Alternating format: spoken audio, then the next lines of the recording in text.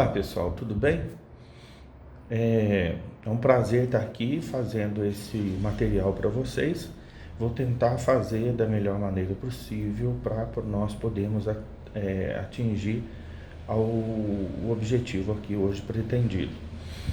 O nosso Código Civil, que é o elemento principal com o qual nós trabalhamos, e nele está inserido o direito das obrigações, é com esse material que nós temos que trabalhar e precisamos entender um pouquinho sobre ele.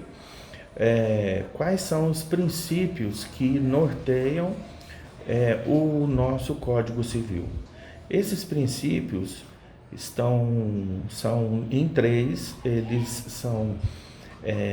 eles norteiam os mais de 2.000 artigos que constam do Código Civil de 2002. São três princípios: o princípio da sociabilidade, o princípio da operalidade e o princípio da eticidade.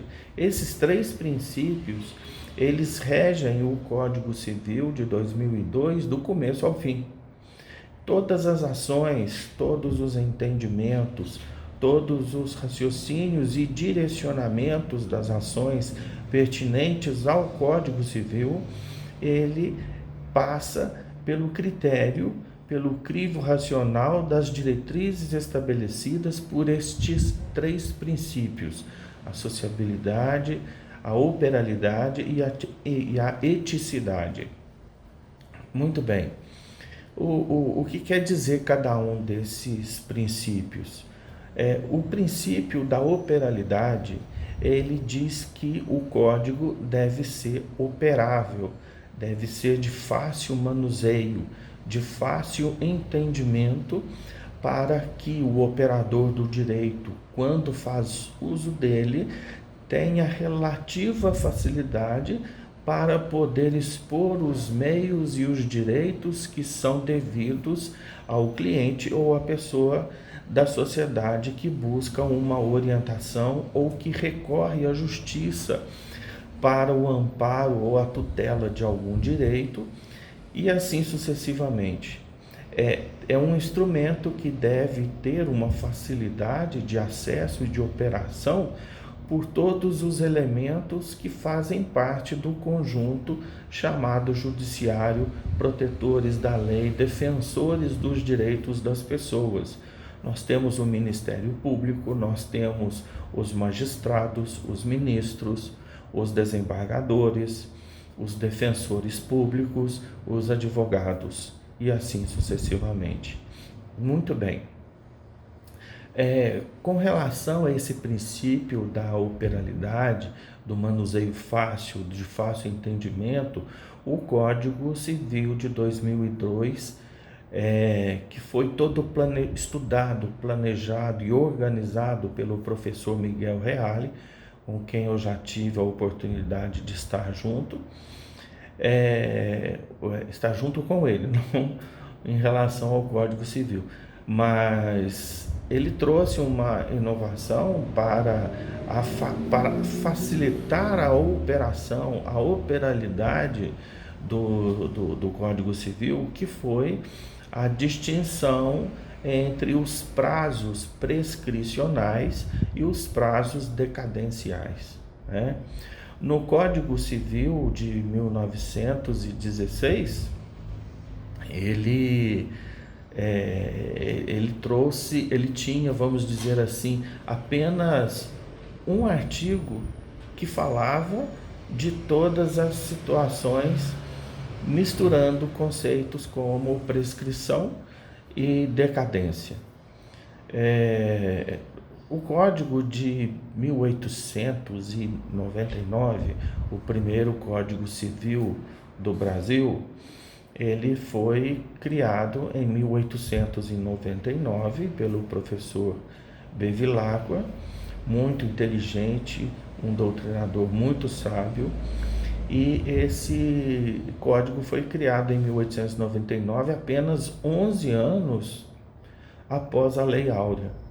Entretanto, ele só veio a ser aprovado em 1916, Em 1917, ele foi colocado em prática na sociedade.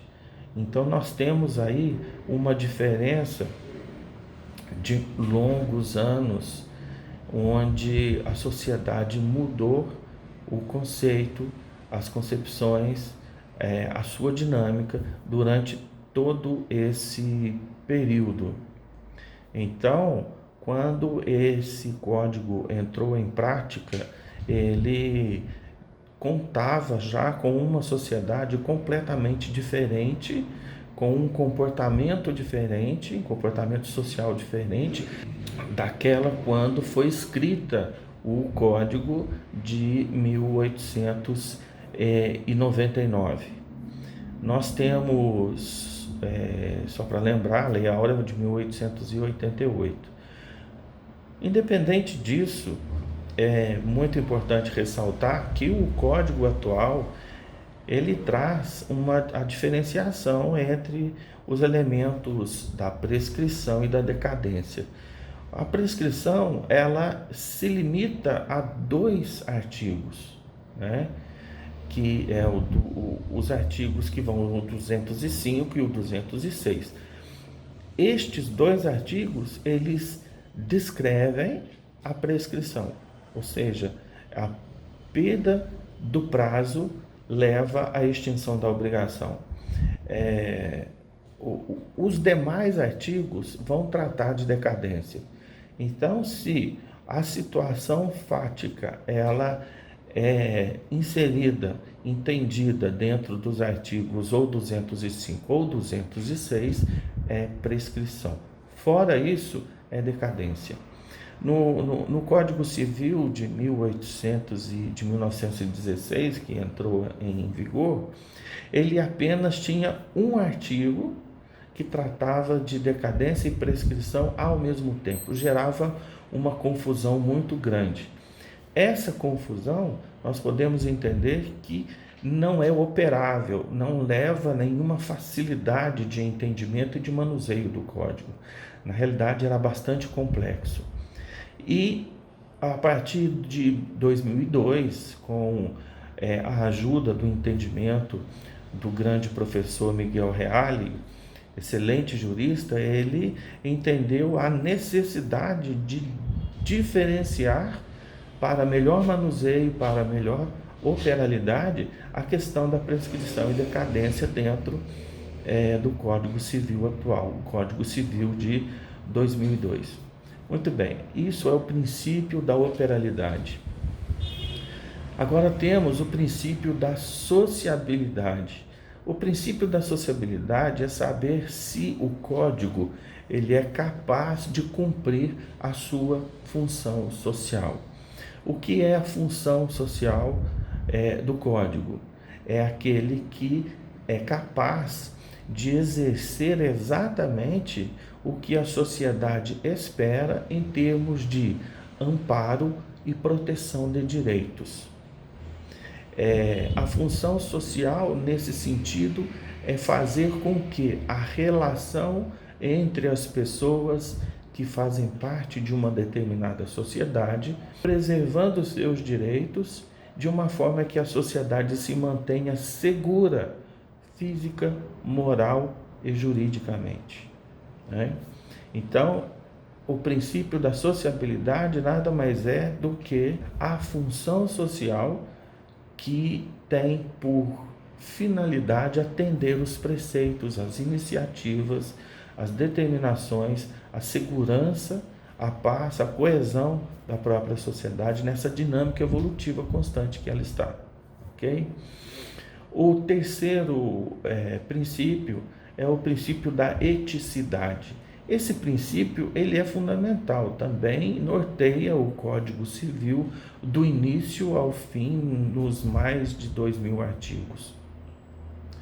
O princípio da eticidade nada mais é do que a ética esperada pelas pessoas, de outras pessoas, de outros órgãos, de qualquer ente físico capaz de ser determinado em uma personalidade que haja em sociedade e que exerça funções obrigacionais, que tenha obrigações, que tenha responsabilidades, que exerça qualquer tipo de função social, por exemplo.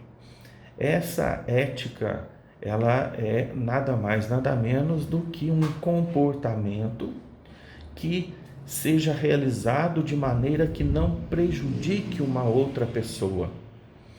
Essa pessoa, vamos dizer assim, tanto física quanto jurídica.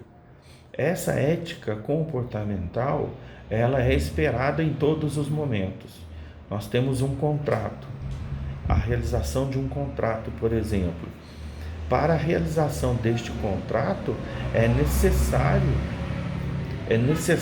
que haja a presença de uma ética capaz de entender que, primeiro, eu quero realizar um bom negócio.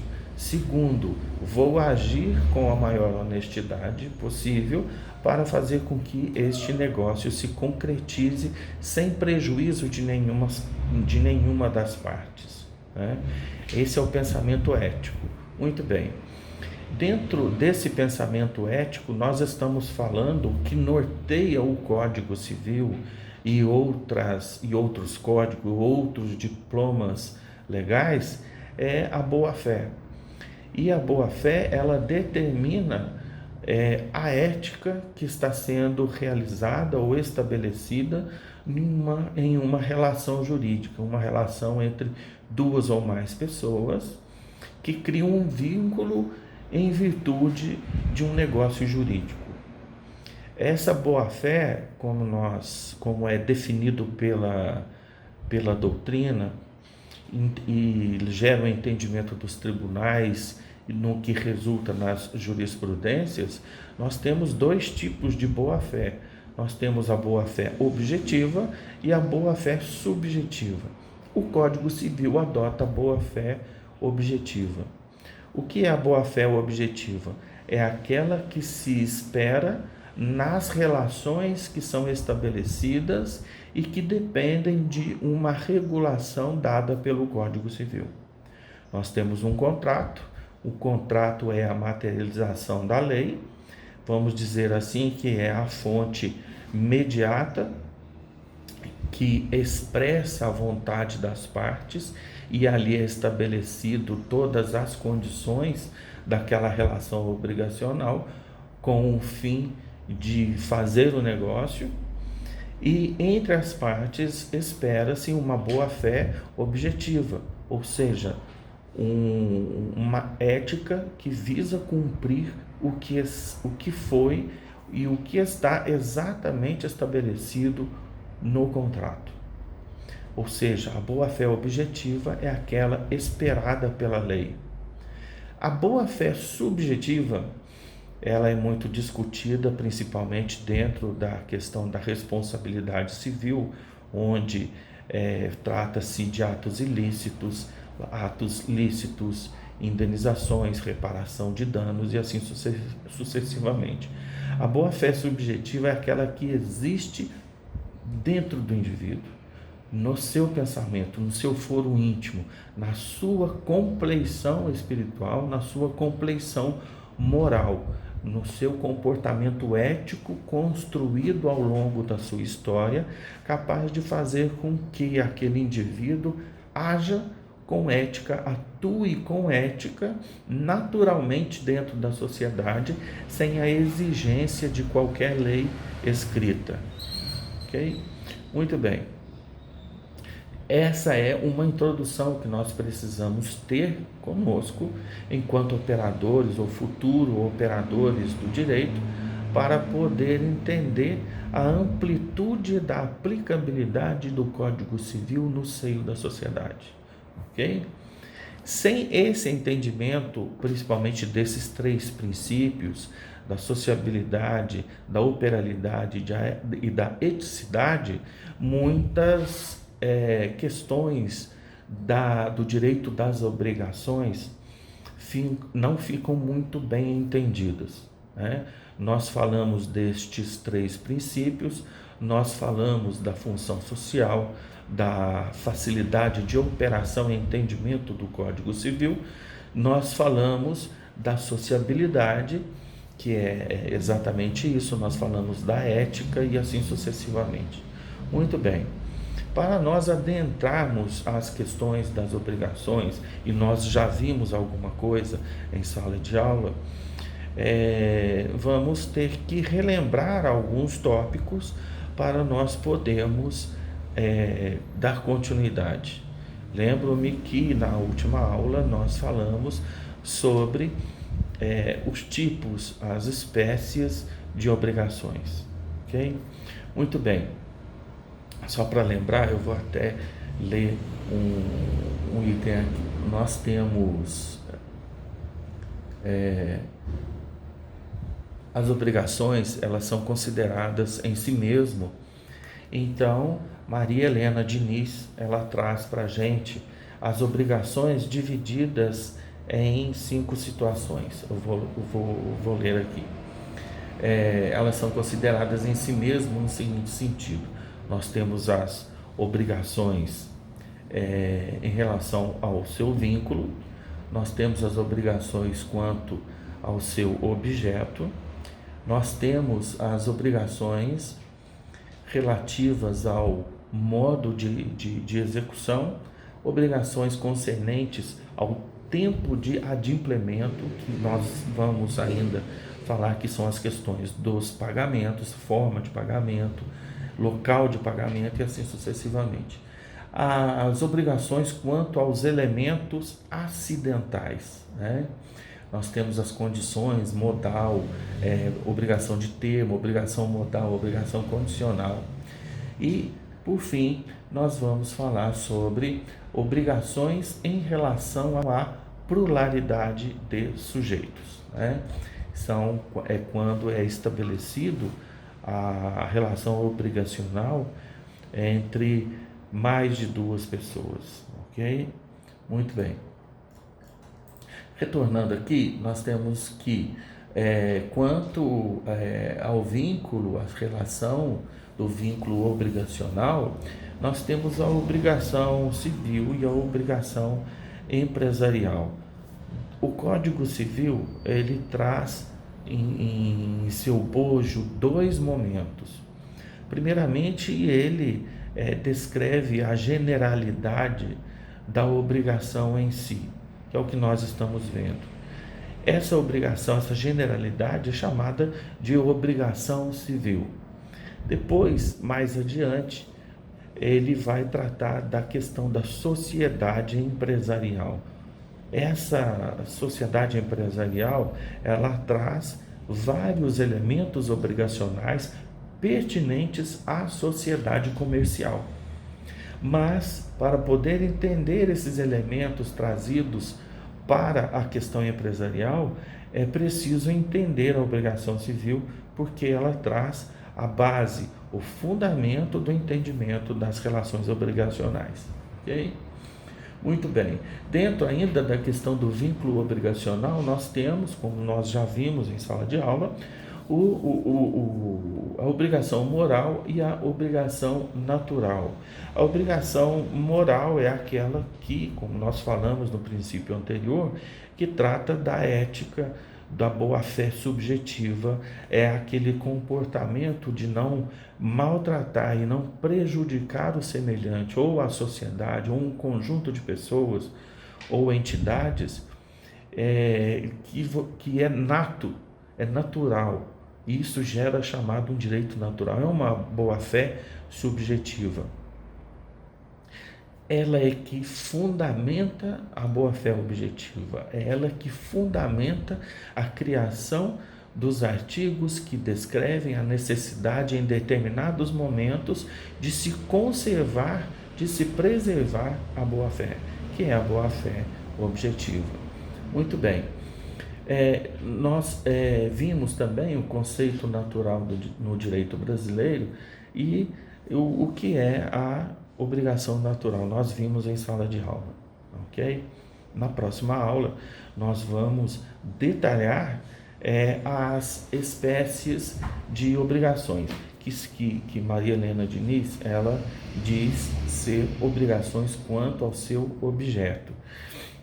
Foi o que nós vimos nas nossas últimas aulas: obrigação de dar, obrigação de fazer, obrigação de não fazer, obrigação de executar e assim sucessivamente. Nós vamos detalhar cada uma delas, ok? Não é complicado, nós vamos mostrar alguns exemplos para reforçar o que nós já vimos em sala de aula e assim dar continuidade aos demais conteúdos. Espero que eu tenha ajudado e agradeço a atenção de vocês. Perdoe qualquer equívoco, qualquer erro, ok? Forte abraço.